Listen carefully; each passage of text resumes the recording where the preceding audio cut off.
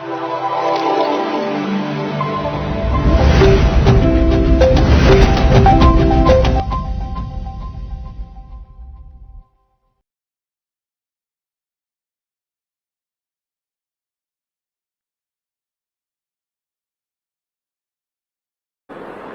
പൂർണ്ണമദഃ പൂർണ്ണമിദം പൂർണ്ണാത് പൂർണ്ണമുദച്യതേ പൂർണ്ണസ്യ പൂർണ്ണമാദായ പൂർണ്ണമേവാവശിഷ്യതേ. അത് പൂർണ്ണമാകുന്നു, ഇത് പൂർണ്ണമാകുന്നു, പൂർണ്ണത്തിൽ നിന്നും പൂർണ്ണം ഉണ്ടാകുന്നു, പൂർണ്ണത്തെ അപേക്ഷിച്ച് പൂർണ്ണത്തെ എടുത്തിട്ട് പൂർണ്ണം തന്നെ അവശേഷിക്കുന്നു. നിങ്ങൾക്ക് എന്തെങ്കിലും മനസ്സിലായോ? ഈശാവാസ്യോപനിഷത്ത് എന്ന് പറയുന്ന ഉപനിഷത്തുകളിലെ ഏറ്റവും വലിയ ഉപനിഷത്തായ ഈശാവാസ്യത്തിൽ ഈശാവാസ്യം ഇതം സർവം എന്ന് പറയുന്നതിൽ ആത്മാവിനെ കുറിച്ച് ബ്രഹ്മത്തെക്കുറിച്ച് പറയുന്ന വളരെ പ്രസിദ്ധമായൊരു ശ്ലോകമാണിത്. അതിൻ്റെ അർത്ഥം ആർക്കും മനസ്സിലാവാത്തൊരർത്ഥമാണ്. പൂർണ്ണത്തിൽ നിന്ന് പൂർണ്ണം ഉണ്ടാകുന്നു, പൂർണ്ണം പൂർണ്ണമാകുന്നു. ഇത് മാതിരിയുള്ള പ്രലപനങ്ങൾ ആണ് യഥാർത്ഥത്തിൽ ഉപനിഷത്തുകളിലും വേദാന്തങ്ങളിലും നമ്മളെമ്പാടും കാണുന്ന കാര്യങ്ങൾ. ഇത് ഉപനിഷത്തുകളിൽ പലതിലന്വേഷിച്ചാലും ഇത്തരം വ്യാജോക്തികൾ ധാരാളമായി നമുക്ക് ലഭ്യമാണ്. അപ്പം മാണ്ഡ്യോപനിഷത്തിൽ ബ്രഹ്മാവിനെ കുറിച്ച് പറയുന്നത് അയം ആത്മാ ബ്രഹ്മ, ഞാൻ തന്നെ ബ്രഹ്മമാകുന്നു. തൈത്തിരീയത്തിൽ പറയുന്നത് സത്യം ജ്ഞാനം ബ്രഹ്മ എന്നാണ്.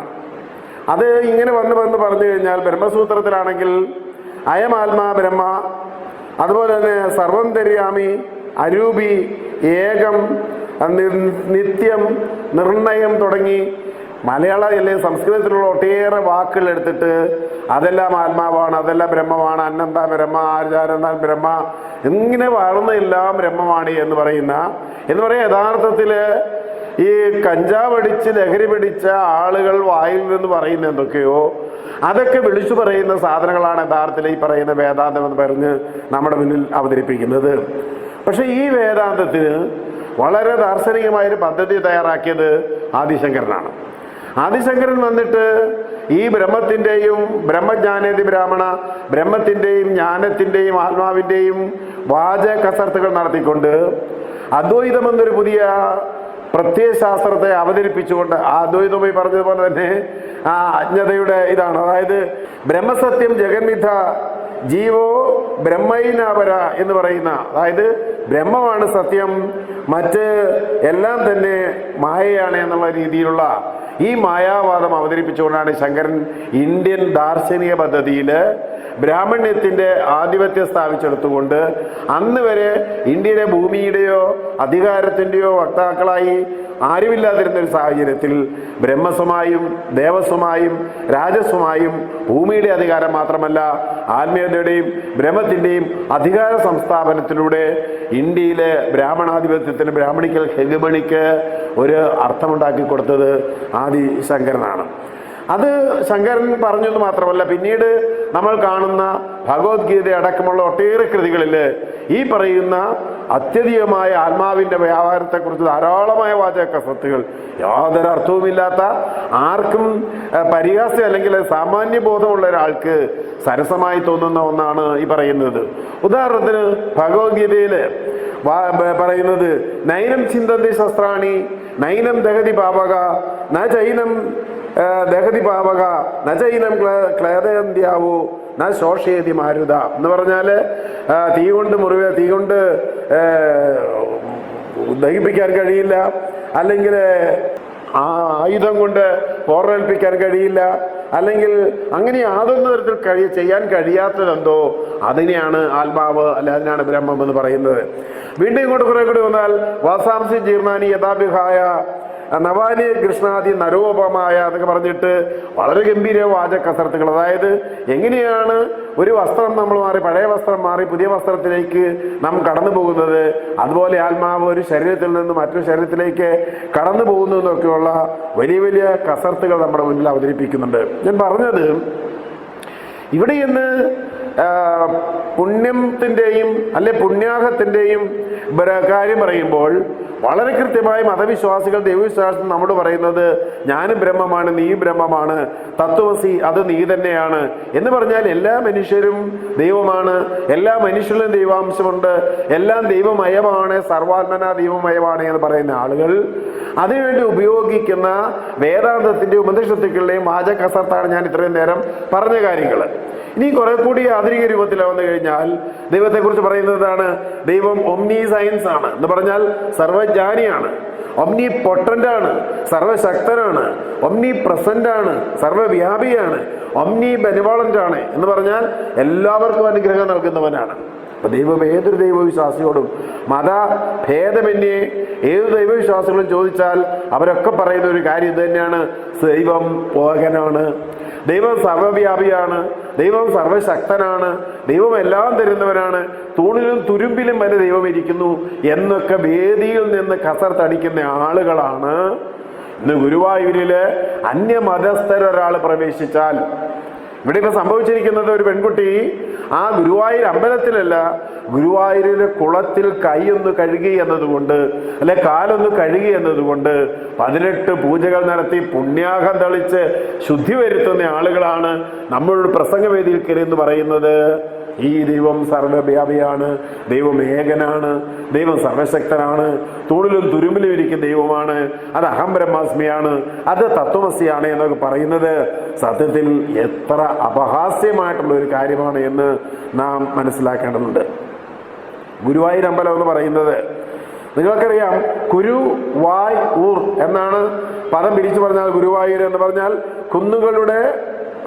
കുന്നുകളുടെ അടുത്തുള്ള സ്ഥലം എന്നാണ് വാക്കിന്റെ അർത്ഥം. അങ്ങനെ ഗുരുവായൂർ അമ്പലം എന്ന് പറയുന്നത് നമ്മൾ ആരെങ്കിലും പറയുന്ന പോലെ ആയിരങ്ങളുടെ 5000 വർഷം പഴക്കമുള്ള ഒരു അമ്പലമൊന്നും അല്ല ഗുരുവായൂർ അമ്പലം. ഇന്ത്യയിലെ അല്ലെങ്കിൽ കേരളത്തിലെ 14 അല്ലെങ്കിൽ 13 ദിവ്യദേശങ്ങൾ എന്ന് പറയുന്ന പ്രധാനപ്പെട്ട 13 വൈഷ്ണവ ക്ഷേത്രങ്ങളുടെ ലിസ്റ്റിൽ ഗുരുവായൂർ അമ്പലമില്ല. എന്ന് മാത്രമല്ല, ഗുരുവായൂർ അമ്പലത്തിലെ ക്ഷേത്രാചാരത്തിന് അടിസ്ഥാനമെന്ന് പറയുന്നത് 1427 ചേന്നാസ് നാരായണൻ നമ്പൂതിരി എഴുതിയ തന്ത്ര സമുച്ചയം എന്ന ഗ്രന്ഥമാണ് ഗുരുവായൂരിലെ ആചാരങ്ങളുടെ അടിസ്ഥാന ഗ്രന്ഥമായിട്ട് എഴുതിയുള്ളത്. എന്ന് പറഞ്ഞാൽ ഇന്നേക്ക് 580 വർഷത്തെ പഴക്കം മാത്രമേ തന്ത്ര സമുച്ചയത്തിനുള്ളൂ എന്ന് ചരിത്രപരമായിരിക്കുമ്പോൾ ഗുരുവായൂർ അമ്പലത്തിന്റെ പഴക്കവും ഏതാണ്ട് അതിനപ്പുറത്തേക്കൊന്നും കടന്നു പോകാൻ പറ്റില്ല. ഇനി പഴക്കം എന്തുമായിക്കൊള്ളട്ടെ, എങ്കിലും 5000 വർഷത്തിന്റെ പഴക്കമോ ആ തരത്തിലുള്ള ഒരു ആധികാരികമായ ആത്മീയതയൊന്നും അവിടെ ഗുരുവായൂർ അമ്പലത്തെ കുറിച്ച് പറയാനില്ല എന്നുള്ളതാണ് അർത്ഥം. ശരിക്കും ശൈവ മതവും വൈഷ്ണവ മതവും തമ്മിലുള്ള സംഘർഷത്തില് വൈഷ്ണവമതം ഏതാണ്ട് C 6-9 നൂറ്റാണ്ടുകൾക്കിടയിൽ, 9ാം നൂറ്റാണ്ടെന്ന് പറയുമ്പോൾ സ്വാഭാവികമായി ശങ്കരാചാര്യരുടെ കാലത്തിലൂടെ അടുത്ത് വരുന്നുണ്ട്. ആ കാലത്തിനിടയിൽ ശൈവമതത്തിനു മേലെ വൈഷ്ണവമതം ഉണ്ടാക്കിയ ഒരു ആധിപത്യത്തിന്റെ ഭാഗമായിട്ടാണ് ഈ വൈഷ്ണവ ക്ഷേത്രങ്ങൾക്ക് പ്രാമുഖ്യം ഉണ്ടാകുന്നത് എന്നുള്ളതാണ് സത്യം. അങ്ങനെ ബുദ്ധ ജൈന മതങ്ങളെയും അതുപോലെ ഇന്ത്യയിൽ കേരളത്തിൽ പ്രബലമായിരുന്ന ഭൗതിക ചിന്തകളെയും ഒക്കെ തകർത്തുകൊണ്ട് ആ ബുദ്ധമത ക്ഷേത്രങ്ങൾ ഇല്ലായ്മയാക്കിക്കൊണ്ട് ധാരാളം വൈഷ്ണവ ക്ഷേത്രങ്ങൾ ഉണ്ടായതിന്റെ ചരിത്രം നമ്മുടെ മുന്നിലുണ്ട്. നമുക്കറിയാം, തൃശ്ശൂർ വടക്കനാഥ ക്ഷേത്രം, അതുപോലെ കൊടുങ്ങല്ലൂർ ദേവീക്ഷേത്രം, ശബരിമല, അതുപോലെ പള്ളിച്ചില്, മരുതൂർ കുളങ്ങര തുടങ്ങിയ ക്ഷേത്രങ്ങളെല്ലാം തന്നെ ബുദ്ധമത ക്ഷേത്രങ്ങളായിരുന്നു. കന്യാകുമാരിക്കടുത്ത ചിതറാള്, നാഗർകോവിലെ നാഗരാജ ക്ഷേത്രം, പെരുമ്പാവൂരിലെ കല്ലിൽ ക്ഷേത്രം, അതുപോലെ തന്നെ ചന്ദ്രനാഥ ക്ഷേത്രം തുടങ്ങിയവയെല്ലാം തന്നെ ജൈന ക്ഷേത്രങ്ങളായിരുന്നു. ഈ ബുദ്ധ ജൈന ക്ഷേത്രങ്ങൾക്കെല്ലാം മീതെ നടത്തിയ അധിനിവേശത്തിന്റെ ഫലമായിട്ടാണ് കേരളത്തിൽ ആധുനിക കേരളത്തിൽ പറയപ്പെടുന്ന പുതിയ ഈ സംഭവങ്ങൾ ഉണ്ടായത്. ശങ്കരാചാര്യരുടെ കാലത്തോടുകൂടി അതുവരെ ഉണ്ടാകാതിരുന്ന ഒരു ജന്മിത്വ വ്യവസ്ഥ സ്ഥാപിതമാവുകയും ജാതി അടിസ്ഥാനപരമായി ആധികാരികമായിട്ട് കേരളത്തിൽ സ്ഥാപിച്ചെടുക്കുകയും ചെയ്ത് ശങ്കരനാണ് മുമ്പേ പറയുണ്ടായി. അങ്ങനെ ഒരു ബ്രാഹ്മണ ആധിപത്യം സ്ഥാപിച്ചെടുത്തുകൊണ്ട് ഇത് ബ്രഹ്മസ്വമാണ് എന്ന് പറഞ്ഞുകൊണ്ട് ആചാരങ്ങളും അനാചാരങ്ങളും സ്ഥാപിച്ചെടുത്ത ആൾ യഥാർത്ഥത്തിൽ ശങ്കരനാണ്. ശങ്കരന്റെ 64 അനാചാരങ്ങൾ എന്ന വ്യാഖ്യാനങ്ങൾ അല്ലെങ്കിൽ ആ ലിസ്റ്റിൽ തന്നെ വളരെ കൃത്യമായ ബ്രാഹ്മണന്റെ ആധിപത്യം എന്താണെന്നും ബ്രാഹ്മണന്റെ മഹത്വം എന്താണെന്നും അവരെങ്ങനെ ജീവിക്കണമെന്നും എങ്ങനെ നടക്കണമെന്നും എങ്ങനെ ഇരിക്കണമെന്നും അവരെ എങ്ങനെ ബഹുമാനിക്കണമെന്നും അങ്ങനെ സ്വാഭാവികമായും ബ്രാഹ്മണന്റെ സർവാധിപത്യം സ്ഥാപിച്ചെടുത്തത് ശങ്കരാചാര്യരുടെ കാലത്തോടു കൂടിയാണ്.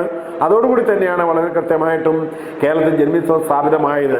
EMS പറയുന്ന പോലെ ശങ്കരൻ ജയിച്ചു എന്ന് പറഞ്ഞാൽ ബുദ്ധമതം തോറ്റു എന്നാണ് അതിന്റെ അർത്ഥമെന്ന് പറയുന്നത് പോലെ വളരെ കൃത്യമായും ജന്മിത്വം സ്ഥാപിക്കപ്പെടുന്നതോടുകൂടി അതുവരുണ്ടായിരുന്ന കേരളത്തിന്റെ സ്വഭാവങ്ങളിൽ പൂർണ്ണമായിട്ടും ഇല്ലാതാക്കപ്പെട്ടു. അങ്ങനെ ആൾക്കപ്പെടുന്ന ഒരു സാഹചര്യത്തിലാണ് ഈ 21-ാം നൂറ്റാണ്ടിൽ പോലും ഈ പറയുന്ന ഗുരുവായൂരിലെ തന്ത്രിക്ക് ഇത്തരം ജനാധിപത്യ വിരുദ്ധമായ, മനുഷ്യത്വ വിരുദ്ധമായ, അപഹാസ്യമായ ഒരു എന്താ പറയുന്നത് പുണ്യാഹത്തിലേക്ക് വരിക എന്ന് പറയുന്നത് നമ്മൾ ആലോചിക്കേണ്ടതുണ്ട്.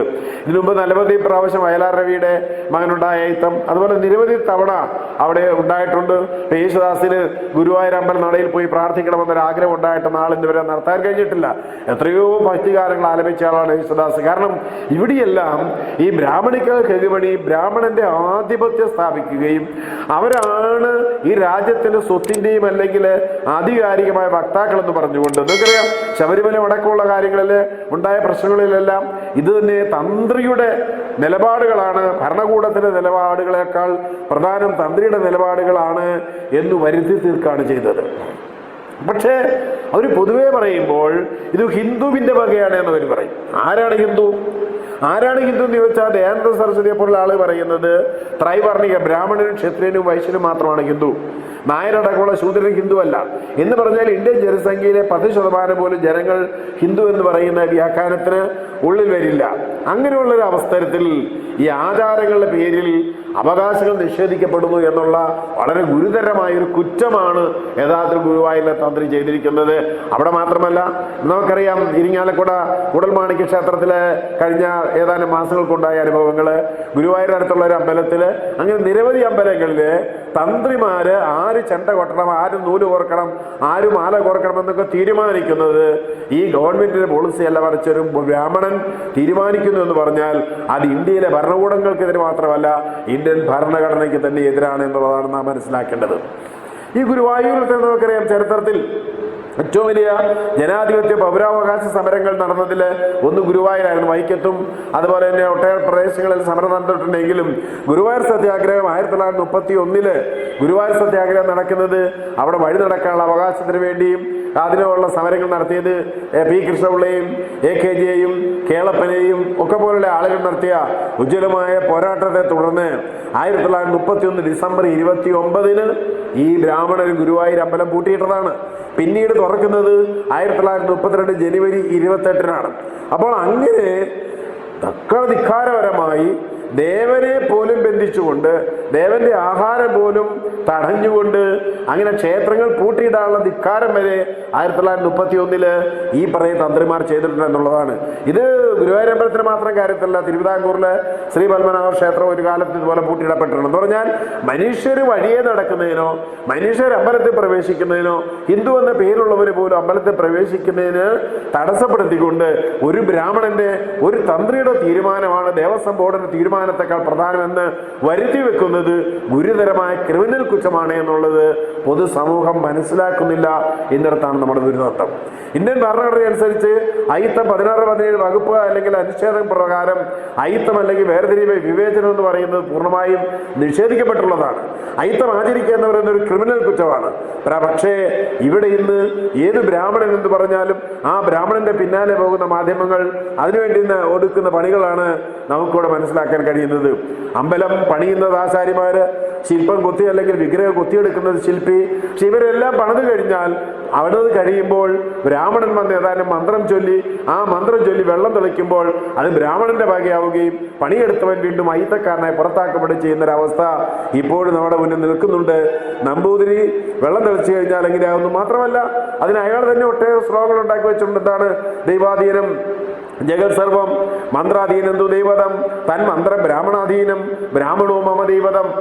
ദൈവാധീനം ജഗത് സർവം, ഈ ലോകം മുഴുവൻ ദൈവത്തിന് അധീനമാണ്. ആ ദൈവം മന്ത്രത്തിന് അധീനമാണ്.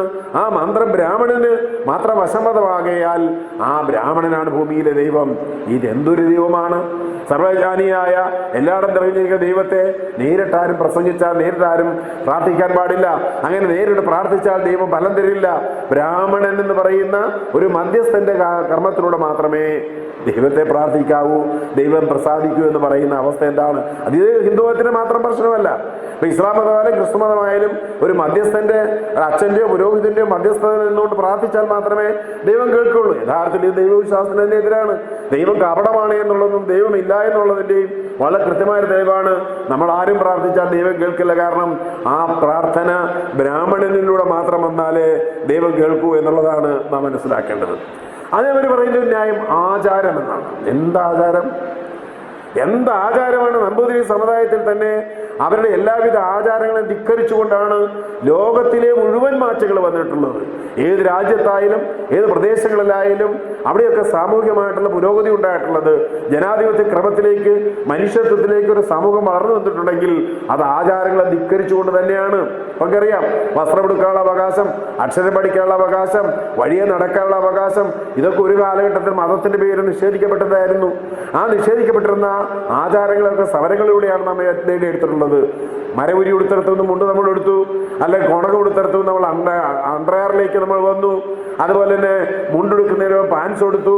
ഈ പറയുന്ന അതുപോലെ തന്നെ എല്ലാ കാര്യത്തിലും കുടുംബം വെച്ചിരുന്നിടത്തുനിന്ന് കുടുംബം മുറിച്ച് മീശ വെക്കാൻ തുടങ്ങി. അങ്ങനെ ജീവിതത്തിന്റെ എല്ലാ മണ്ഡലങ്ങളിലും ഇപ്പം വേദം ചൊല്ലുക എന്ന് പറയുന്നത് ഏതാണ്ട് ഒരു വലിയ സംഭവമായിരുന്നെങ്കിൽ ഇന്ന് വേദം ചൊല്ലുന്നതിന് അടുത്ത ആ സംസ്കൃതത്തിന് വരെ ഇംഗ്ലീഷ് വന്നു, പുതിയ ഭാഷകൾ വന്നു. ഇന്നാണ് ജർമ്മൻ പഠിക്കുന്ന കുട്ടികളെ. ഇങ്ങനെ ഏതൊരു സമൂഹത്തിലും പരിവർത്തനം ഉണ്ടാവുക, സമൂഹം പുരോഗമിക്കുക, ആധുനികവൽക്കരിക്കപ്പെടുക എന്ന് പറഞ്ഞു കഴിഞ്ഞാൽ പഴയ എല്ലാ മാമൂലുകളെ ധിക്കരിച്ചുകൊണ്ട് തന്നെയാണ് പുതിയ സമൂഹം ഉണ്ടായിരിക്കുന്നത്. നമ്പൂതിരിമാതിരി തന്നെയല്ല. നമ്പൂതിരി കുടുംബങ്ങളിൽ വന്ന് കഞ്ഞി വെക്കുന്ന നമ്പൂതിരി കുടുംബങ്ങളുണ്ടെങ്കിൽ അവരൊക്കെ ഈ പറയുന്ന വേദാധ്യായം ഉപേക്ഷിച്ച് അവരൊക്കെ വിദ്യാഭ്യാസം നേടി, അവരൊക്കെ PSC പരീക്ഷ എഴുതി ജോലി കിട്ടിയിട്ടുള്ള ആളുകൾ മാത്രമാണ് ഇന്ന് കാര്യമായിട്ട് എന്തെങ്കിലും ജീവിക്കുന്നത്. കാരണം പല നമ്പൂതിരിമാരും നമ്മളോട് നേരിട്ട് പറഞ്ഞുള്ള ഒരു കാര്യം, ഏതെങ്കിലും ഒരു അമ്പലത്തിലെ പൂജ കൊണ്ട് ഒരു കുടുംബം കഴിയില്ല. VT ഭട്ടതിരിപ്പാട് തന്നെ ജീവിതാനുഭവങ്ങൾ, MRBയുടെയും പ്രേംജിയുടെയും ആര്യവള്ളത്തിന്റെ അനുഭവങ്ങൾ അവരെത്രയോ പ്രാവശ്യം പറഞ്ഞിട്ടുണ്ട്. ഈ അമ്പലത്തിൽ കിട്ടുന്ന പടച്ചോറ് കൊണ്ടൊന്നും ഒരു കുടുംബം കഴിഞ്ഞു പോവില്ല. അപ്പോൾ സ്വാഭാവികമായും അവരാധുനികവൽക്കരിക്കപ്പെട്ട് കഴിഞ്ഞിരിക്കുന്നു. അവർ സമൂഹത്തില് ജനാധിപത്യവൽക്കരിക്കപ്പെട്ടിരിക്കുന്നു. പക്ഷേ ഇപ്പോൾ ഒരു നമ്പൂതിരി പറയാണ് ഇതൊന്നുമല്ല ശരി, ഇങ്ങനെ പുണ്യാഹം നടത്തിക്കൊണ്ട് പാപമോചനം ഉണ്ടാക്കണമെന്ന് പറയുമ്പോൾ സ്വാഭാവികമായും നമ്മുടെ സമൂഹത്തിൽ വലിയൊരു വേദന സൃഷ്ടിക്കാനാണ് അവർ ശ്രമിക്കുന്നത് എന്ന് മനസ്സിലാക്കേണ്ടതുണ്ട്.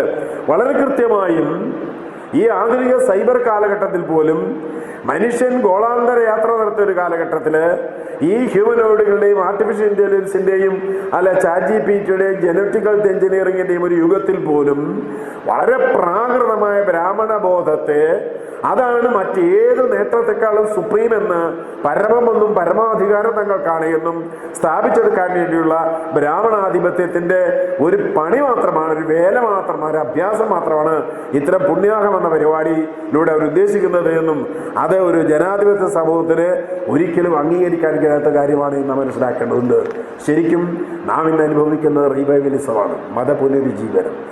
സംഘപരിവാര രാഷ്ട്രീയം എന്ന് പറയുന്നത് വളരെ കൃത്യമായും ബ്രാഹ്മണാധിപത്യ ബ്രാഹ്മണിക്കൽ ഹെഗമണിയുടെ പൊളിറ്റിക്സ് എന്ന് പറയുന്നത് റിവൈവലിസം, മതപുനരുജ്ജീവനമാണ് എന്ന് പറഞ്ഞാൽ പ്രാകൃത കാലങ്ങളിലേക്ക് നാം തള്ളിക്കളഞ്ഞ ആധുനിക സമൂഹം പ്രാകൃതമെന്ന് വിചാരിച്ച് കുപ്പയിൽ തള്ളിയ സാധനങ്ങളെയെല്ലാം തന്നെ തിരിച്ചു കൊണ്ടുവരുവാൻ വേണ്ടിയുള്ള വളരെ ബോധപൂർവമായ പ്രക്രിയകളാണ് നടത്തിക്കൊണ്ടിരിക്കുന്നത്.